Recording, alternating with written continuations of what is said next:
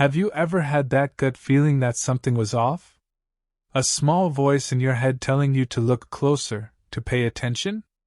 I ignored mine for too long, and by the time I saw the truth, it was already too late. It happened at a company dinner, a night that was supposed to be a celebration, but turned into the moment my entire life fell apart. I never saw it coming. For 10 years I believed I had built the perfect life, a loving wife, a stable career, and a home filled with laughter.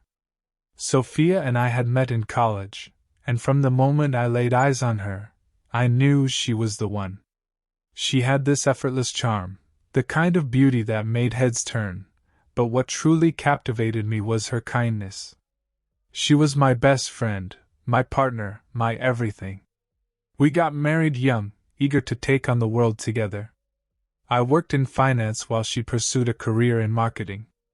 Our schedules were busy, but we always made time for each other, or at least I thought we did. Looking back now, I see the cracks that were there all along. The subtle shifts in her behavior. The late nights at the office. The distant stares when she thought I wasn't looking. But love makes you blind, doesn't it? And then, the company dinner happened. The night that shattered everything. Sophia's company had organized a formal dinner to celebrate the success of their latest campaign. She had been talking about it for weeks, excitedly picking out the perfect dress, the perfect shoes. I remember watching her get ready that night. How stunning she looked in that black dress, her perfume lingering in the air as she kissed me on the cheek. "You're going to love this place," she had said, her voice filled with excitement. "It's at this gorgeous rooftop restaurant." I had no reason to suspect anything. We arrived at the venue, and everything seemed normal at first. The atmosphere was lively, glasses clinking, laughter filling the air. I met some of her colleagues, engaged in polite small talk, and even shared a drink with her boss. But then I noticed it. The way her body language shifted when she was near him. A man I had never seen before. Tall, confident, well-dressed. He carried himself with an ease that demanded attention. The moment their eyes met across the room, I felt it, that unspoken connection, the silent language of two people with a secret. I tried to shake off the feeling, convinced I was overthinking things. But the longer I watched, the clearer it became. The lingering glances. The way she laughed a little too much at his jokes. How her fingers brushed against his arm when she spoke.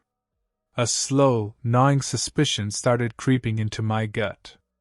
Who was he? And why did my wife look at him like that?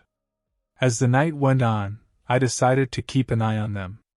I made small talk with a few coworkers, but my focus never drifted far from Sophia and the mystery man. He was always near her, offering to pour her wine, leaning in close when he spoke. At one point, she excused herself to go to the restroom. He left seconds later. My stomach twisted. Was this really happening? I hesitated for a moment before following.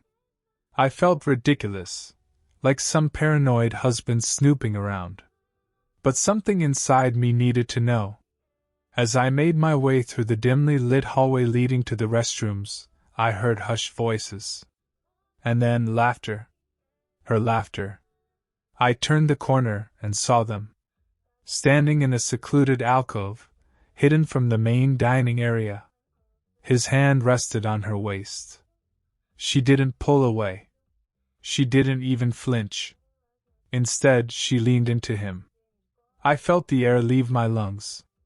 She hadn't seen me yet, and for a split second, I had a choice: walk away and pretend I never saw it, or confront her right there. But before I could decide, she looked up and locked eyes with me. Her expression changed in an instant: shock, guilt, panic. And then fear. Because she knew. She had been caught.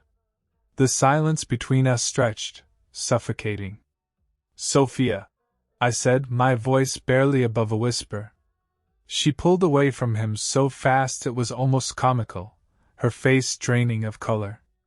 "This isn't," she began, but the words died in her throat. The man, her colleague, apparently, cleared his throat, stepping back with an awkward smirk. "I should go," he muttered before walking away like nothing had happened. Like he hadn't just played a role in destroying my marriage. Sophia turned to me, eyes wide, desperate. "It's not what it looks like." I let out a bitter laugh. "Really? Because it looks like my wife was about to make the worst mistake of her life." She reached for my hand, but I pulled away. "Please, let's talk about this," she pleaded. I didn't know what hurt more, the fact that she had betrayed me, or the fact that I wanted to believe whatever lie she was about to tell. The drive home was silent. She kept glancing at me, as if searching for some way to fix what had just happened. But there was no fixing this. That night, she tried to explain. She swore it was a moment of weakness, that nothing had actually happened. That she loved me. But I had seen enough. The trust was broken. And once trust is broken, can it ever truly be repaired? I spent the next few weeks replaying that night over and over in my head. The betrayal. The lies. The way she had looked at him. Sophia begged for another chance, promised she would never see him again. But how could I ever look at her the same way? Every time she touched me, I wondered if she had touched him the same way. Every "I love you" felt tainted. And so, I made a decision. I packed my bags and walked away. Not because I didn't love her anymore, but because I finally loved myself enough to know when to leave. If you were in my position, would you have given her another chance? Or once the trust is gone, is it gone forever? Let me know your thoughts in the comments.